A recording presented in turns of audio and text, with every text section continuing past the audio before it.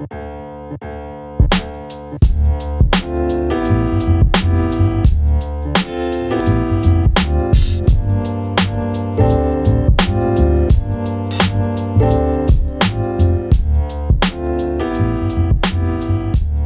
right, everyone. Welcome to Ezra Miami Podcast. This is where we interview entrepreneurs to talk about business and to learn about their field of expertise. Today, we have a special guest in the building. I've known this gentleman for a very long time. We have Patrick Jean-Gilles. You know, we Haitian, so I got to say the proper way. How's everything going, man? How are you doing today? Good, wonderful today. I'm glad to be here. Glad to be here with you. Good. Glad to have you, man. Glad to have you. We're going to have a great conversation today, everyone. Before we get started, please like this video. Please comment below any questions or any comments based on the conversation, and share with friends and family. We're going to talk about estate planning. We have an estate attorney in the building with us today.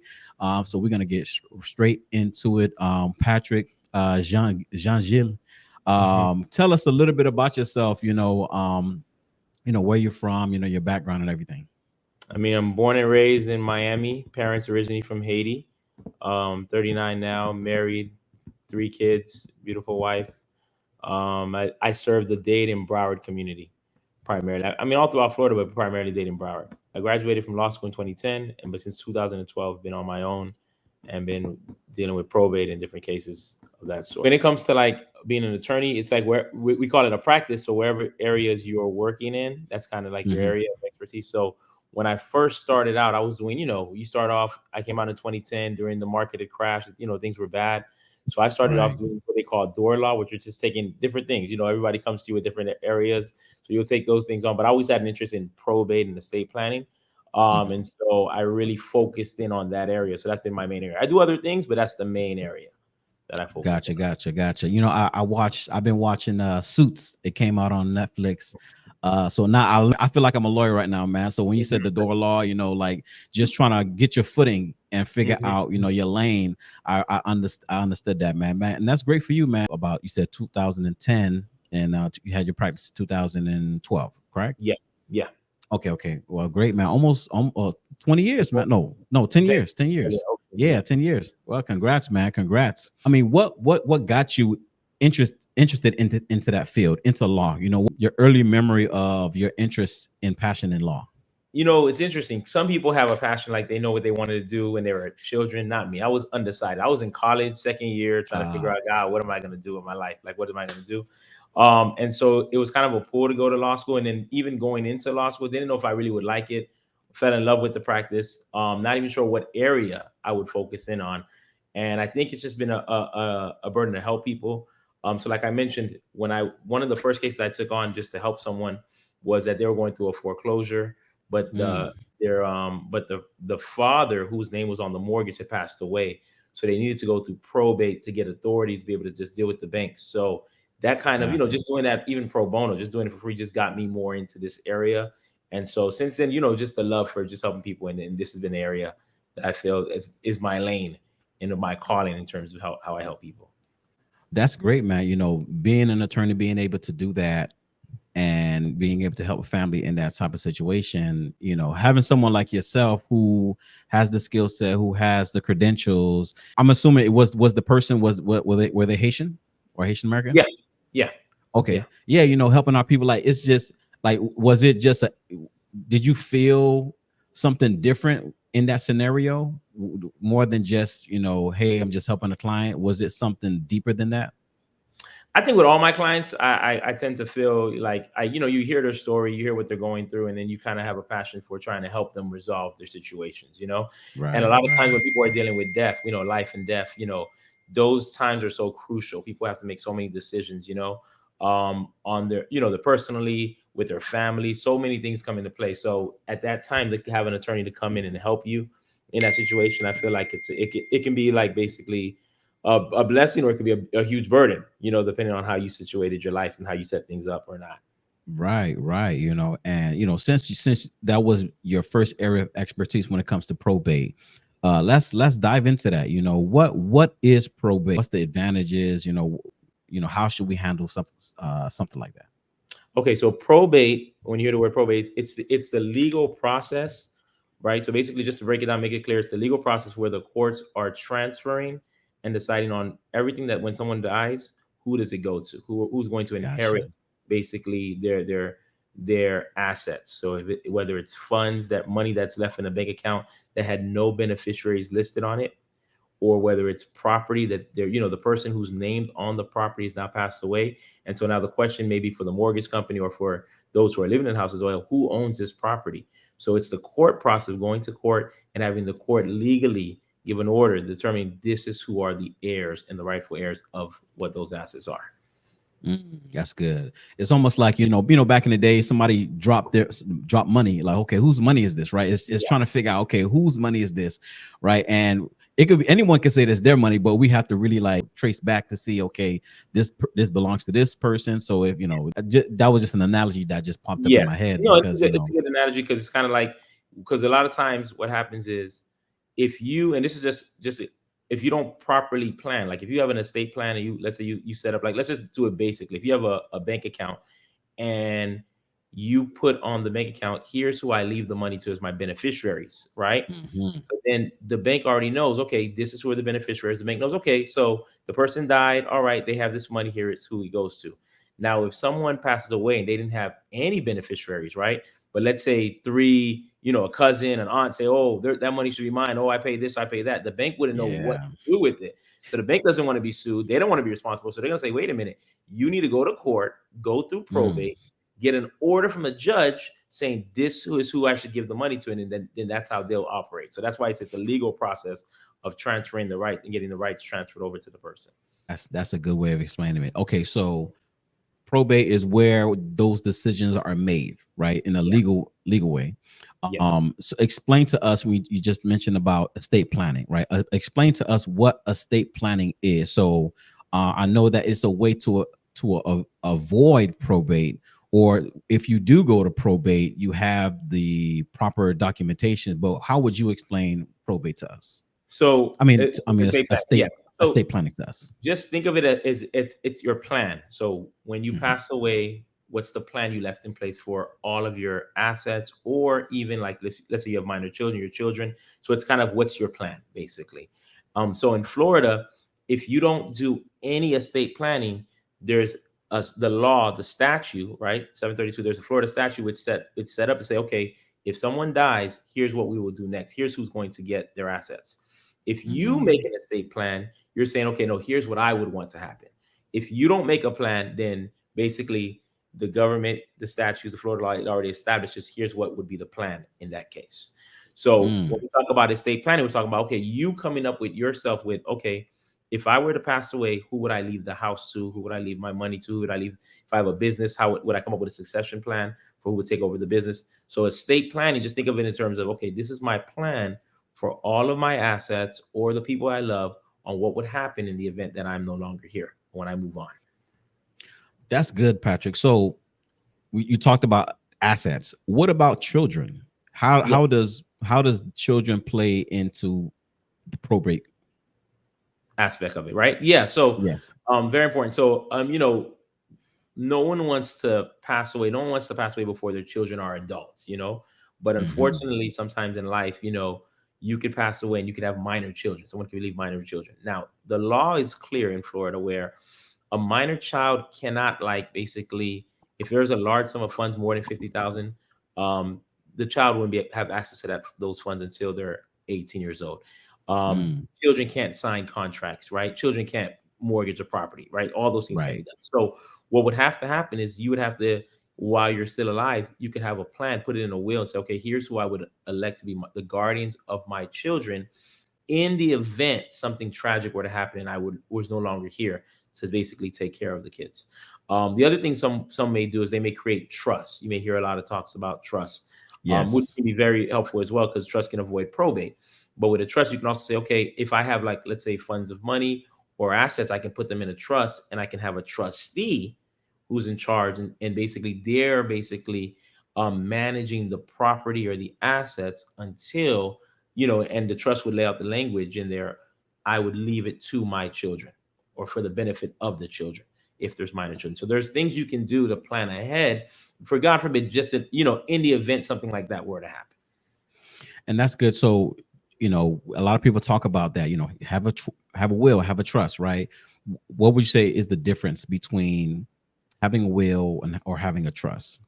Okay, so there's a lot of differences because there's a lot of different types of trust as well, right? So, Gotcha. so when we talk about a trust is like it's its own entity you're creating, basically, and you can manage your assets in it. So for the purposes of, let's say, our discussion, let's say a will, with the will, right? You're gonna let basically the courts know, if you go to probate, here's what I want to happen to my assets, and if I listed guardians, I could say, here's who I chose to be the guardians of my children if they're minors. So you can lay that out in a will. And a will is kind of like you go to court, it's one shot, the judge goes through it and he says, okay, so you want this money to go to this person, fine. You want this house to go to this person, fine. And the judge will, make the decision in if your will is valid and your will isn't doing anything, illegal or invalid, and the judge will just Right. follow that and you're done. Gotcha. With the trust, you don't even have to go to a court, right? The trustee basically would then have like if you left the money behind for children, the trust would lay out language and saying, okay, well, when the children reach this age, they can get these funds. Or you could say the trustee is responsible to pay for their college tuition or whatever you may have. So a trust can allow you to do that without having to go through probate. Another difference is with the trust, you can have more control for a lot longer period of time. Meaning with the will, you're saying, I leave this to this person and that's it. With the trust, you could say, hey, I'm allowing the trustee to manage this for years and years to come. You're like, you know what? You may say, my kids are not going to be responsible at 18.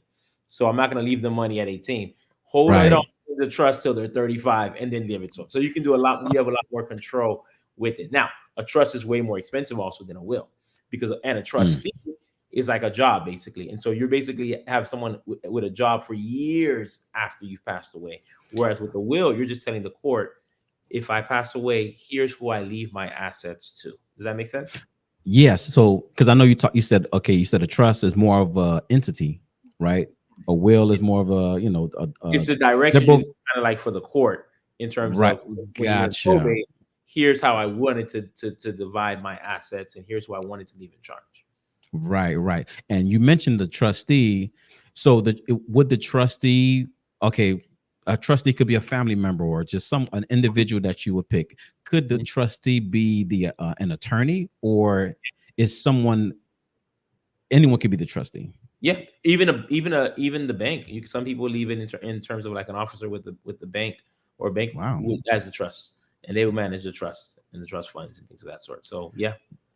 Well, that's great. And with the trust, I know that it's such a good thing, especially if I sell life insurance, so I have individuals that would secure these contracts, large lump sums of money. Let's say they have $1 million policy, $500,000 policy. The beneficiary can be the trust, correct? Yes. So the trustee could manage that money that's now put into that trust, right? That is right. Yeah. Yes. So let's kind of switch gears real quick. You're because all of this, when you hear the word like legacy, right? Because everything that we're doing, it's to plan for the future of what could happen or what someone would want to happen. You have these assets. Okay, I want to make sure my kids, like you said, they're 18. Yes, they're legal. They may be of age to have the possessions of these assets, but I don't trust an 18-year-old to handle $1 million or 5 properties or a 6-figure business or whatever case may be. So now you've set up this trust to delegate and handle how you want things to go. For me, the word comes to mind, legacy. For someone like yourself who does this on a day in and day out basis, what does legacy mean to someone who is an estate attorney like yourself? For me personally, when I think of legacy, I think about the long-lasting impact. And I use the word impact because it's more than money and it's more than assets, because you can leave money, you can leave assets, but those things can go away really quickly. Like your heirs can take your money and spend your money. Like you could have worked hard your whole life, and then if they don't know how to manage it right, it could be gone like this. So when I think of legacy, you got to think about it in terms of like your lasting impact. So it's kind of like, I'm not just going to leave money. or I'm not gonna just leave an asset. I have to be able to leave the experience, the wisdom, the information, the know-how on how to manage these things long term, so that the impact on what you were doing. So, like you mentioned, I start a family business. Like when it within a family unit, you might have different characters. You might say, hey, not everyone in the family have the same skills or the same character, you know? And Right. so you might have to think in terms of, okay, well, even though this person may be the oldest, I don't know if they can really manage this and continue the legacy or continue the business. So you might have to think, okay, well, I need to train them. I need to prepare them. So when I leave, that the next generation can continue to press on. One thing I see sometimes, and it's sad when I see it, is where it's very basic. Like, for instance, a parent may pass away, right? And like they've been Mm. paying their mortgage, paying the taxes, managing a house. Very simple, managing a house, right? Hmm. But they didn't. They may pass away and they leave the house to the children, but they never taught the children. Okay, well, here's how you pay the taxes. Here's what you got to do with the insurance. Make sure you pay the mortgage. You know, things that we would say that are common in terms of what you get Right. used to. Once you own a home, you get used to doing yearly. But if you don't teach the next generation that, they may have a house and not know how to take care of it. And so Yes. they could lose it. They could lose it. It can go into foreclosure. They could say, "Oh, wait a minute, I got to pay the taxes too." And then there's tax liens. Things are picking up. And you're like, "Wait a minute, you have an asset here which is so valuable, right? But because you don't really know how to manage it, it kind of can ruin your legacy." And it's sad to see that a parent could work and pay off a mortgage and be like, let's say 28 years into paying off a mortgage, have 2 years left, they pass away and the kids can't finish it. You know what I Oh mean? The kids man. can't keep it. So it's like when I think of legacy, it's more than just assets. You got to think about the impact long term, and how am I going to set things up so that they can continue for the next generation. You hit it on the head for me because I always would say, legacy is like it's a team sport. It may start with you, but it doesn't end with you. Or it's almost like a relay race, kind of like what you said. Like the Yeah. mom was, was paying off the mortgage, for the last 28 years, and now she's passed away. Now passing that responsibility to the kids, but they don't even know the first thing to do. And now you've lost the house, you've lost all the things that your mom worked hard for. It could be devastating for people to not only have assets, but also to be, educated. You could live in a house for years, but you've never managed the house. So I Yeah. mean, you can't just expect someone to know how to pay the bills or taxes or water bill, electric, all these Mhm. different things. Sometimes we have to, open the books and let kids know, hey, this is how I do this is how I do that. Because you never know what can happen. You may be sick, or you want them to know how to handle something in case of an emergency or something Mhm. unexpected. What Okay. happens to a person's debt I mean, after they pass away? so when someone passes away, their debt goes onto their estate, right? Now, if it's like Hmm. credit Hmm. card debt, usually the credit card company is going to look to see if anybody can pay it, if there's any assets left in the estate to pay off the debt, right? Now, if you have nothing, then there's nothing to collect. The debt that just sits there, they have to write it off, basically. Now, if you have assets, they might file a claim and say, well, wait a minute. Once the probate starts or the estate starts, they'll then look to get reimbursed or paid. And whoever's managing that, and that's usually called the person representative, the person in charge of the probate, who's Hmm. appointed, they'll then have to try to settle off those debts. Right. One thing we benefit from being in Florida is that Hmm. in Florida, like your house, your primary residence, your homestead is exempt from creditors. So even though you may pay off a Really? credit card, yeah, you may have a credit card debt, you might have had a car accident and it was your fault, and you might have, hundreds or thousands of dollars of debt from that. They won't be able to attach it to your homestead, your property, your That's primary residence. They would have to look for other assets in the probate to collect. And if there are no other assets, then it's going to have to get written off, or they'll have to just eat it basically at that point. So there's some benefits of being a Florida resident in Florida. But it's typically good your to be in debt goes Florida, back to man. your state. Yeah, your debt goes to your state. And if your estate can pay it, they'll pay it. If they can't, it's like, it's a little bit of a oh well in that Wow, situation. that's good to know. Okay, so your house is pretty much protected in the state Your of Florida. primary residence homestead Your that you live okay, your primary in. If residence. you If have you have multiple properties, multiple no, they don't property, come after the other they gonna properties. come for that. They'll come for the other Oh, ones. man. But if you have Hey, your primary homestead residence, that's what I'm talking hey, you better make sure your primary residence is the good property, man. It's good property. But about. okay, so what about so I have listeners that are entrepreneurs. They have businesses. They may have multiple properties. They may have properties that they, rent out, Airbnb, things of that nature. When you meet a client that has a business or that has different properties, what's your approach to them when it comes to estate planning and protecting, those assets?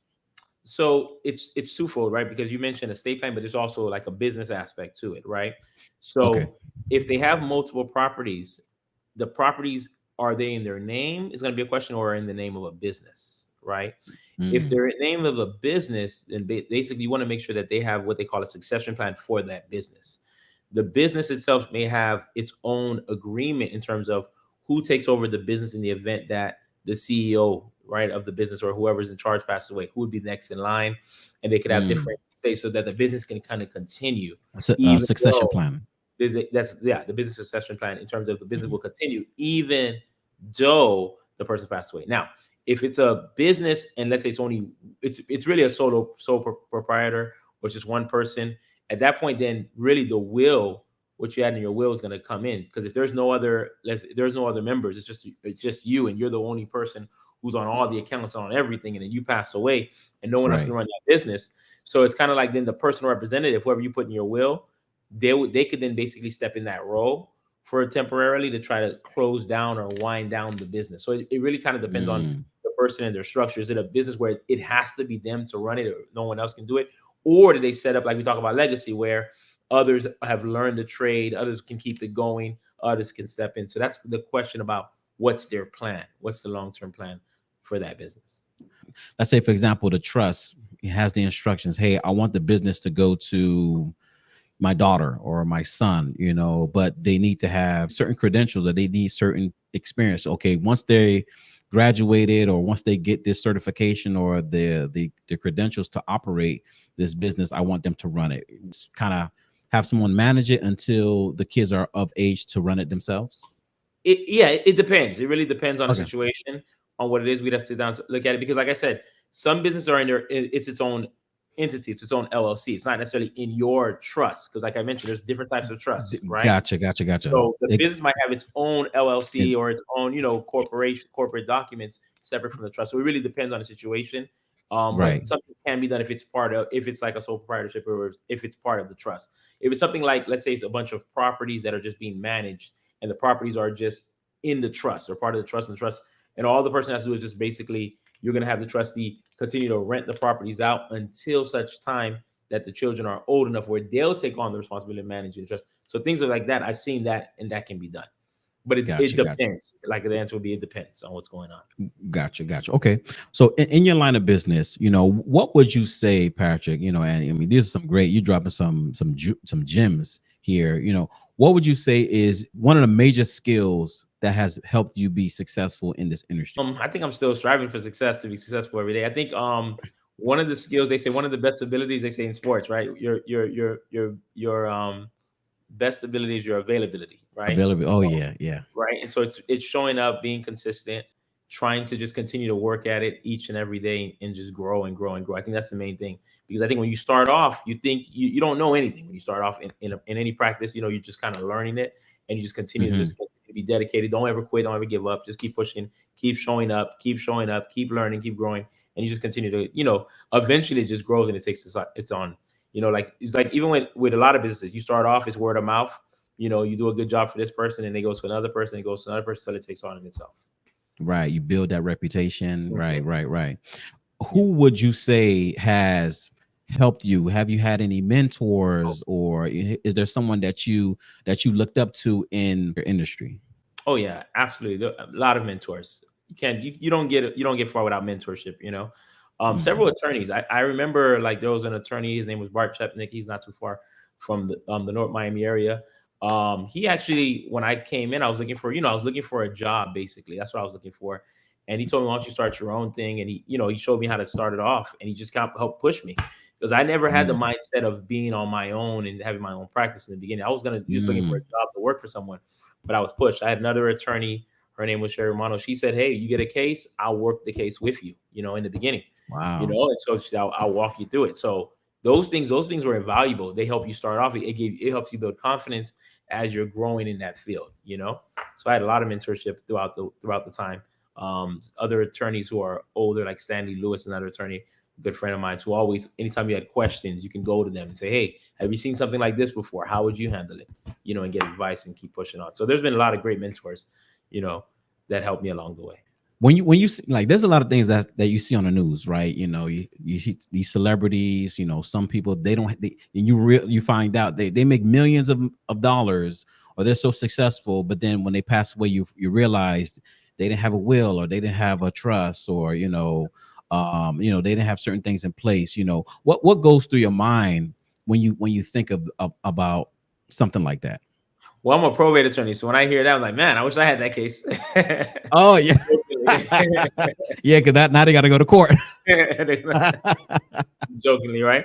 So you see Yeah. those things happen all the time. I mean, they do happen. And so you're like, man, you could just see how there's going to be some fighting about this. You could see how, especially if there's rich. Unfortunately, a lot of times if you're rich and you pass away, then it becomes like a feeding frenzy. Unfortunately, with family trying to get what they can and claim that Right. So those things happen a lot of times when there are a lot of assets are available. Even when there's not, I see a lot of fighting. There's the joke people say about how people act funny when money's involved. Yeah, people act funny with money, man. You hear about that, and you do see it. You do see a lot of time with family. Like, it's Mhm. really good to be able to, I would say, that have a plan in place and repeat the plan to all the heirs and all the family members, so they know, hey, this is what I want. This is what I want. Yeah. There's no question about, oh no, this is what I heard. No. Just make sure it's clear. That would help. It doesn't alleviate all the possibility of there being problems, but it would help a lot, because a lot of times when someone dies Right. with no plan at all, then that's where it becomes like all the Free for family all. feuds just come up, and they boil over, and then you end up in court for years trying to fight and sort things out. I was gonna say, how long does someone typically be in probate? Like, average case. How Yeah, how long will it it take for can them to really go? it can really vary. It can really vary because Mm, if it's a very simple case, right? When I say simple, meaning, like, let's say there's only one heir, um, and the person just left, let's say, a house, right? right. Cases like that, and it was their primary residence, we could do a summary administration in Florida, and we could be done within 3 months, right? But there's cases with multiple assets, and if there's fighting, it can be years. I've seen cases people fight Jeez. 3, 4, 5, 6 years fighting over things, So it really depends. Or sometimes I've had cases where somebody was very secretive. They didn't tell anybody anything. So you spend a lot of time just trying to Mm, find out, well, what did they have? And you find, oh, they had this account. Oh, they had a safe deposit box here. So you spend a lot of time just trying to discover, where did they hide mm. everything? Where was everything hidden? So you can Under the probate bed at them. their grandma's house. all sides, all sorts of things. So it really Jeez. varies in that sense. It can vary. What was the longest case that you personally had, dealing with a client? How long did that last? Um, 6 years. I think I have Wow. that case. Yeah, with 6 years. Yeah, 6 years. yeah. Jeez. So it can Oof, go. okay. It can go. Yeah, man. Okay, so when you just mentioned something about making sure the family knows what's going on, what would you? Okay, so what is your advice? Okay, you have uh, a typical family. They have some money. They have maybe they have a business. What would be your advice to that family? I mean, sit down with an attorney. Sit Okay, down with an attorney. Yeah, go over everything with them, and then they can guide you specifically in that situation. Because every case is gonna be a little different. right. Every family is a little different, right? You may have characters you trust. You may have characters you don't trust. All kinds of things play into your decision making, especially when it's a family business. You might say, Mm, "Hey, there's 3 kids, but you know what? I only trust really one of them to really keep the family business alive." Well, then how can we structure it where the others don't feel like they got cut out of the deal, but you left the business to them, maybe leave something else to them. So there's different things you can kind of do. But I would just sit down with a professional and try to get guidance on walking through those things. how often? Okay, let's say they sat down with a professional. They have certain the will, the trust in place, and whatnot.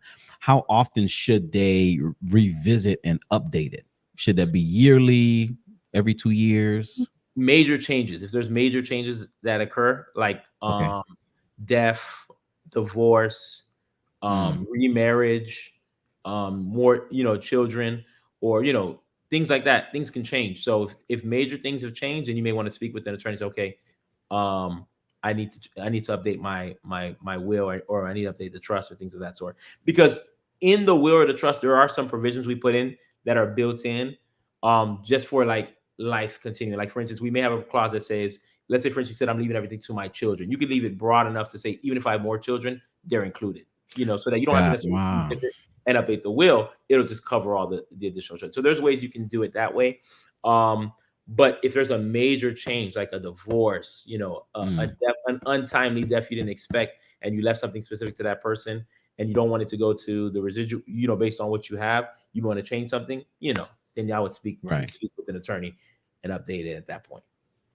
And I know you said earlier, like a trust, it can last for years. How long does a trust last? Is there a cutoff point of, okay, There this trust is a cutoff part. I don't want to quote it. It's I don't want to misquote it. Okay, but okay. It's a long time. It's a long time. Okay, It's okay. couple generations. Couple generations. Oh, that's good. Yeah, That's yeah. good. That's good. What is the craziest situation you've seen dealing with, a particular client, or a craziest asset that you've seen someone have? I don't think I can say any crazy. Let me see something. The crazy cases are typically because, let's say you're handling a probate administration for one person, and then let's say what makes it kind of crazy, what makes it long, is that let's say other members pass away while you're handling it for one. So let's say it was going to be left to the children, right? But one of the children passed away, and then that child had like 10 other kids, So all of a sudden you're like, wait a minute, we're in the middle of probating this estate, and we may have to deal with other things. So that's kind of what makes situations can be kind of crazy. In terms of assets, I think people leave all kinds of things.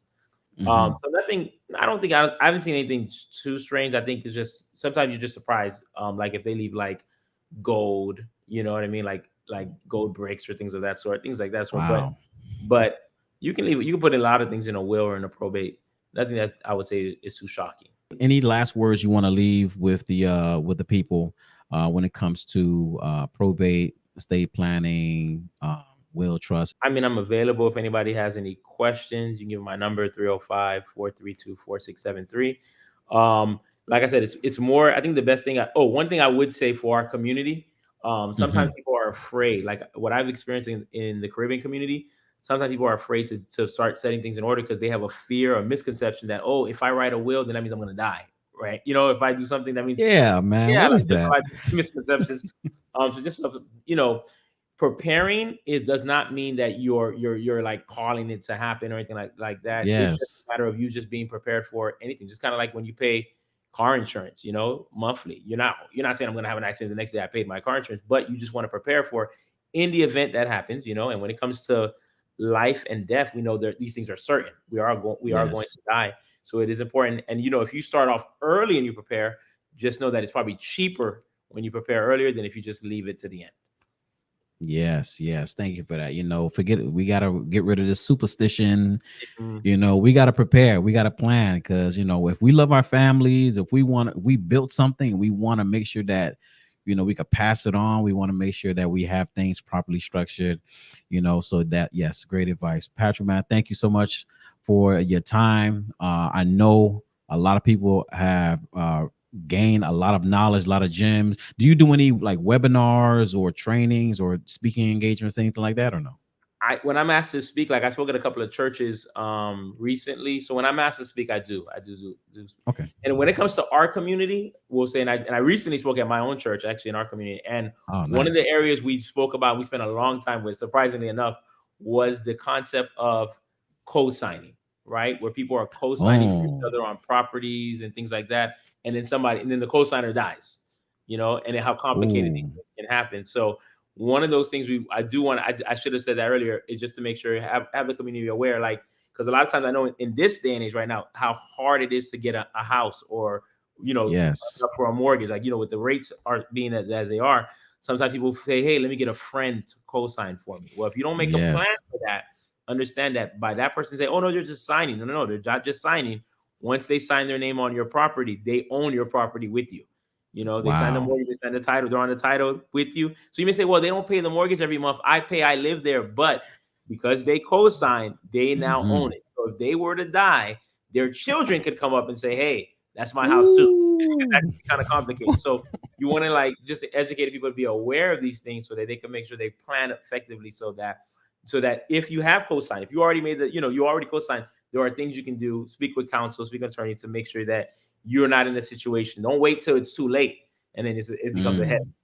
So afterwards. would they have to remove them as a co-signer, or maybe you put in a trust? Hey, if I pass away, the property is going to go to my family. There's Is it there's a something like couple that? things you can do. There's a couple Okay. things you can do. You Okay. can have them, the co-signer, have some sort of will or do a certain type of Florida enhanced life estate deed where you can, you speak with an attorney so that you can make sure that in the event that they were to pass, that their interest would go back to you. So there's Gotcha. things like, Gotcha. Gotcha. otherwise you could then be begging their family, hey, would you give Ooh, it back to us? And then man, some man. people are nice and say yes, sure, I know it was yours. Some people are like, oh, well, pay me for it, and they're like, Right. wait, so think about those things to think about Wow. in our Wow. community. That I see a lot that happens in our community right now. Yes, man. Oh man, that's a good point, right? It's a lot, man. It's a lot, but everyone go get the information. Patrick just gave his information. Give you information one more time for those that may want to reach out to you to kind of set up a consultation. Sure. My phone number is 305-432-4673.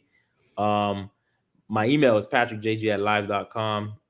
You can, if you Google me, you'll find my name. You'll probably find my website. It's longer, jgprobatelegalservices.com. But if you have any questions, and they reach out to you, you'll let me know, Ezra, as well, if they have any other questions. Definitely. Yeah. So I'll put the contact in the description. You guys, Patrick, man, we could talk I got more questions, man. I might want to have you on again, but I don't want to hold you up. But hey, man, thank you so much for your time, and man, all the best to you or your business. You're doing great. Pivotal information that we need in our community. Thank you so much. Pleasure to have you.